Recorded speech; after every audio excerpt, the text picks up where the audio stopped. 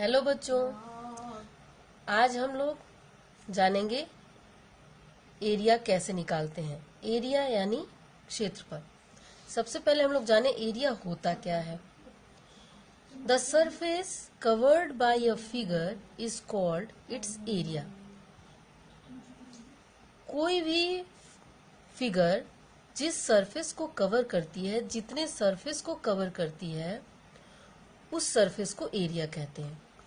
Area का unit होता है यूनिट स्क्वायर। दैट मीन्स अगर मीटर में लेंथ उस एरिया की दी गई है तो मीटर स्क्वायर, या इसको स्क्वायर मीटर भी कहते हैं। सेंटीमीटर में है तो स्क्वायर सेंटीमीटर। इस तरीके से इसको मेजर किया जाता है, इसका यूनिट होता है। आइए हम जानते हैं एक रेक्टेंगल का एरिया कैसे निकालेंगे। रेक्टेंगल मीन्स आयत। आयत का क्षेत्रफल हम कैसे निकालें, इसके बारे में देखते हैं। सबसे पहले फॉर्मूला होता है area of rectangle is equal to length into breadth, यानी लंबाई गुणे चौड़ाई। लंबाई को चौड़ाई से गुणा करने पर जो गुणनफल हमें मिलेगा वो रेक्टेंगल का एरिया होगा। अब अगर ब्रेड्थ निकालना है, मान लीजिए हमें एरिया पता हो और ब्रेड्थ निकालनी है, तो रेक्टेंगल के एरिया को रेक्टेंगल के लेंथ से डिवाइड कर देंगे तो हमें ब्रेड्थ मिल जाएगा। अगर हमें एरिया और ब्रेड्थ पता हो तो हमें लेंथ निकालना है, तो एरिया में ब्रेड्थ से डिवाइड कर देने पर हमें लेंथ मिल जाएगा। अब देखते हैं एरिया ऑफ स्क्वायर यानी वर्ग का क्षेत्रफल निकालने का फॉर्मूला क्या होता है। Area of square is equal to side into side. जैसा कि आपको पता है, स्क्वायर में ऑल साइड्स 4 साइड्स होते हैं और सारे साइड्स इक्वल होते हैं, इसलिए उसका फार्मूला होता है साइड इंटू साइड, यानी साइड स्क्वायर। अगर साइड को ए मान लिया जाए तो फॉर्मूला होगा area of square is equal to a square. अब अगर हमें स्क्वायर का साइड निकालना हो, एरिया दी गई हो, तो हम side of square is equal to root of area कर देंगे तो हमारा साइड निकल कर आ जाएगा। आइए हम कुछ क्वेश्चन सॉल्व करके देखते हैं। पहला क्वेश्चन जो है हमारे पास वो है find the length of rectangle if a is equal to, a means area, area is equal to 375 square metre and breadth is equal to 10 metre. आपको पता है area of rectangle is equal to L into B होता है। Area की जगह हमने 375 रखा, L as it is, and breadth की जगह 10 मल्टीप्लाई का साइन।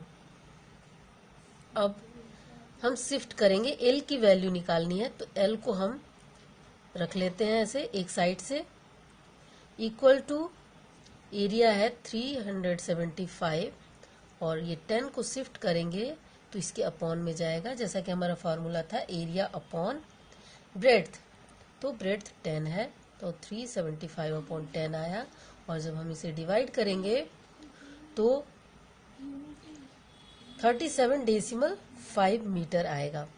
आप यूनिट चाहे तो यूनिट भी लिख सकते हैं। 375 की यूनिट एरिया है तो ये स्क्वायर मीटर है और ब्रेड्थ मीटर में है, तो इस मीटर से इसका स्क्वायर कैंसिल हो जाएगा, तो ये मीटर हमारा आंसर में लेंथ के लिए आ गया। इस प्रकार हमने रेक्टेंगल के एरिया और ब्रेड्थ मालूम होने पे लेंथ निकाला।